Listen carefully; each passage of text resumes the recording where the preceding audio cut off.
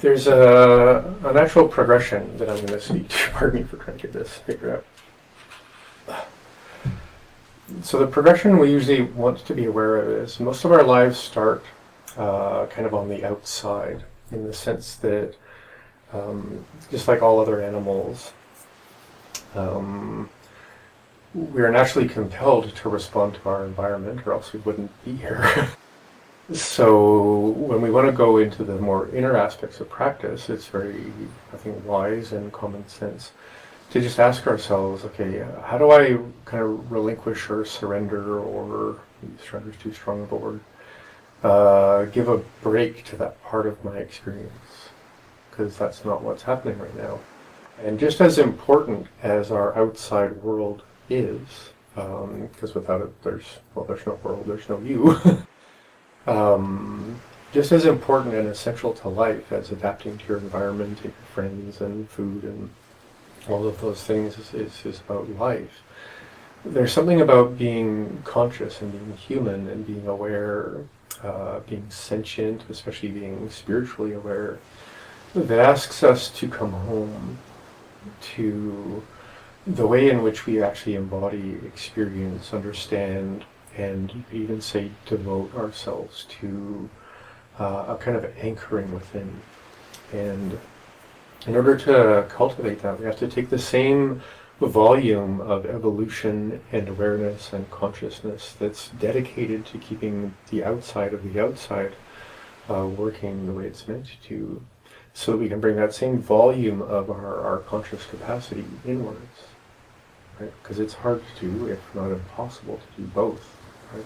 Because sometimes internal practices take 100%, 110% of your awareness and attention. So we have to kind of negotiate with our instincts and say, okay, I'm in my monastery, I'm in my special space, or wherever you would feel safe enough to just allow your instinctual mind, just let it know, give it a nickname. Hey Fred, we're going to close the doors and close the windows, or whatever we need to do, so that our instinctual drive to be aware of outside is satisfied.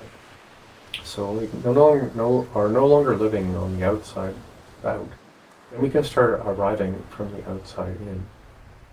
And I know that sounds simple, but when we do through all these things about meridians, about becoming at home in the body, finding alignment, finding release, finding balance, finding a quality of stillness, all the yummy, enjoyable, sensual things that happen, we want to come home to the somatic self.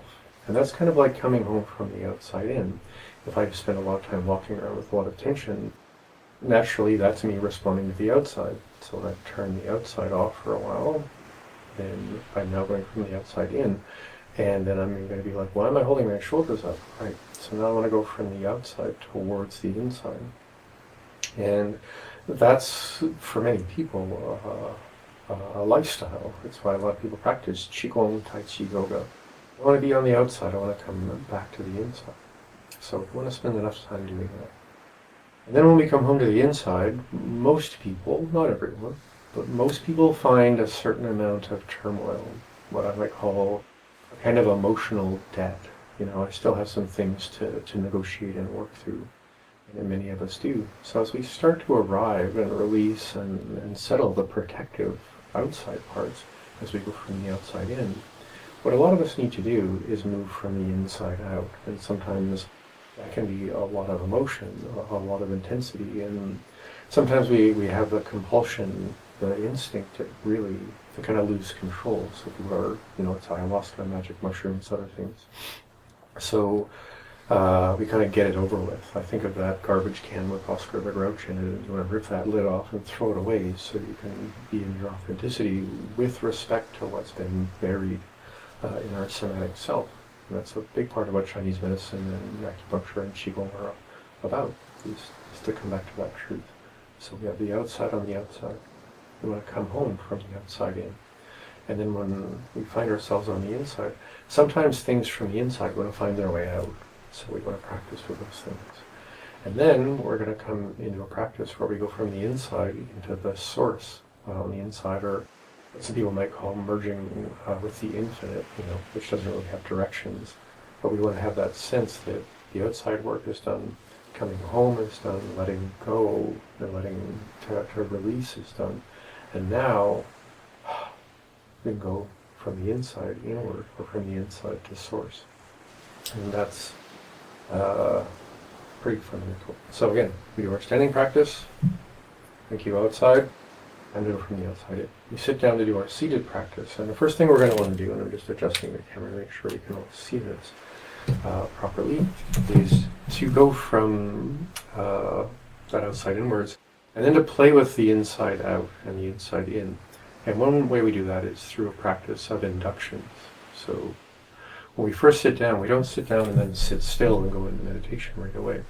We often sit down, and one thing we're doing, I'm going to turn to the side, is we very purposefully want to orient ourselves towards stillness. And stillness is a possibility. It's not something we can just get.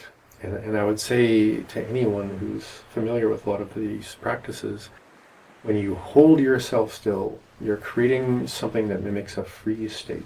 So when we sit in meditation and hold still, we're eliciting something that is kind of in the opposite part of the mind of than meditation. So one way we can help ourselves not hold still, but gradually become still, is to collapse the spine. So my nose is looking down, my tailbone's kind of reaching forward a bit.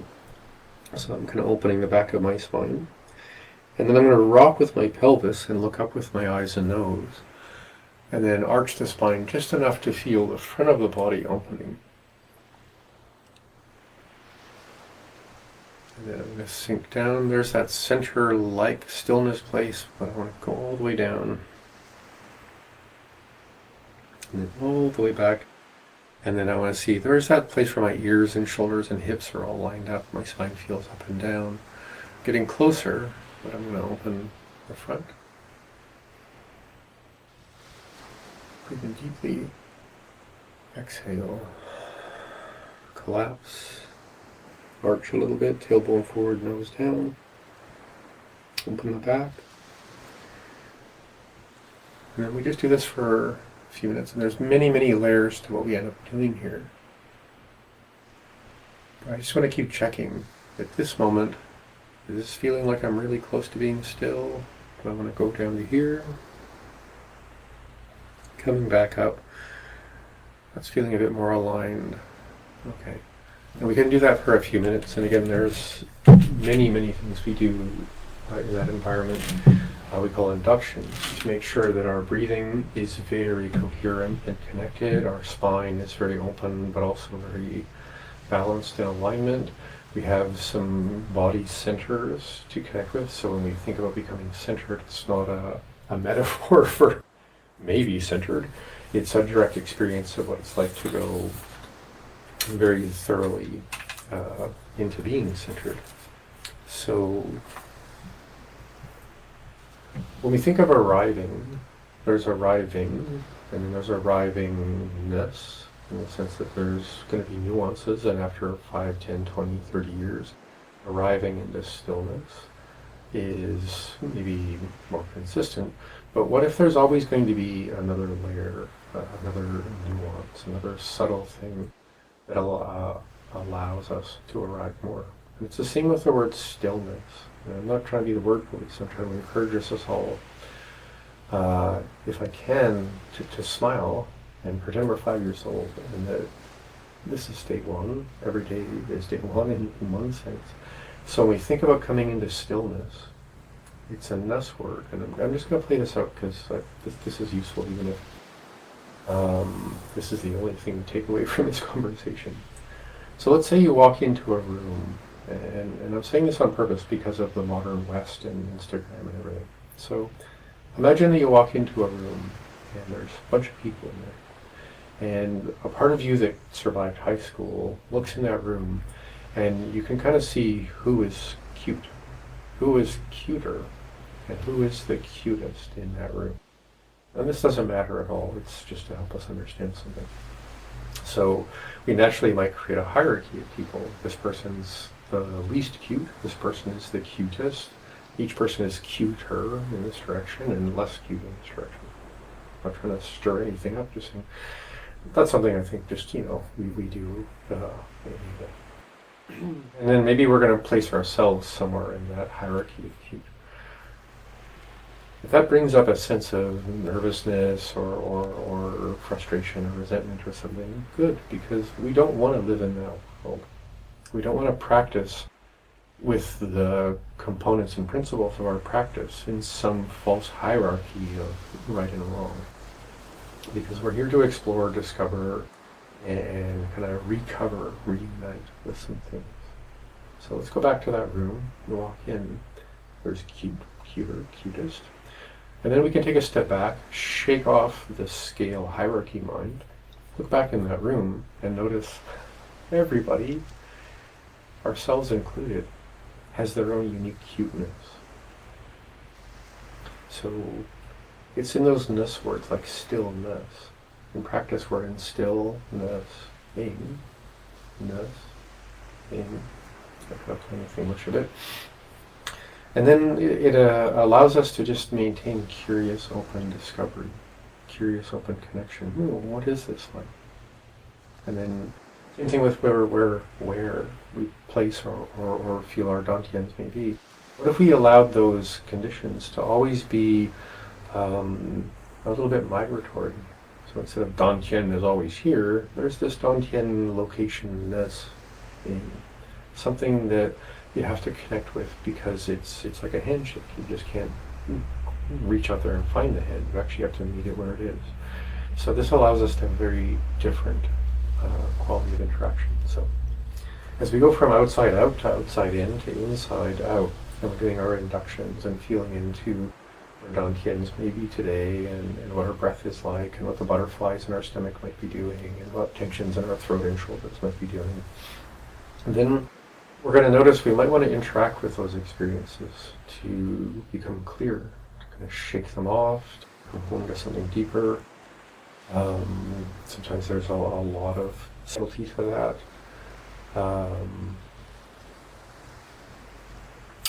But here we are, coming into stillness. Coming into that quality of meditation. We've done some moving, we found our center, we found our centers, we found our breath, we found our state.